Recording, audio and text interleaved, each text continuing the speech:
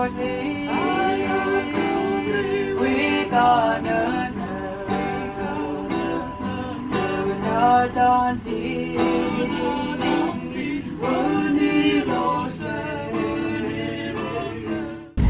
In 1936, when the U.S. government passed the Oklahoma Indian Welfare Act, giving tribes in Oklahoma the right to reorganize their governments, the Kituwas were already far down the road toward that, because they had begun in 1934, just at the time when they found out there was going to be a bill passed for reorganization of Indian governments. We had a provisional government which was created in 1939. We had an election for a provisional government at that time, and John Hitcher was elected chief, and Jim Pickup was elected to be the assistant chief.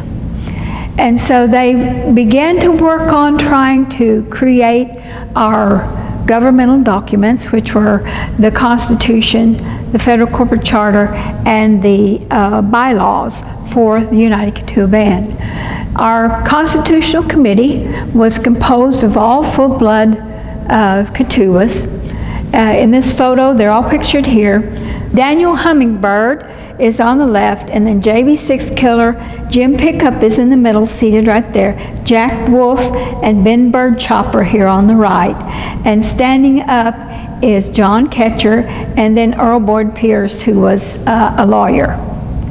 And these men were responsible for working on that Constitution and helping us to be able to gain the recognition to organize under the 1934 and 36 Acts. And they were responsible for gathering the people together in all the communities, letting them know what was going on, and being able to get the people, set up the voting, get them to vote on the 1939 Provisional Constitution, which is very similar to what we have right now, that was passed in 1950 and approved by the U.S. government in 1950.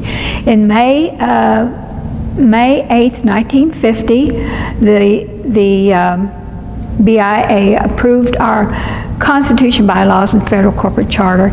And then in October 3rd, 1950, the people, the Kituwa people ratified those three documents, approving them. There was 1,400 who voted for it and one person who voted against it. And I've always wondered, I'd like to know who that person is and what their real feeling was about that. Why did they vote against it? But of course we don't know who it was, and we'll never know, but that's kind of an interesting thing about the election at that time.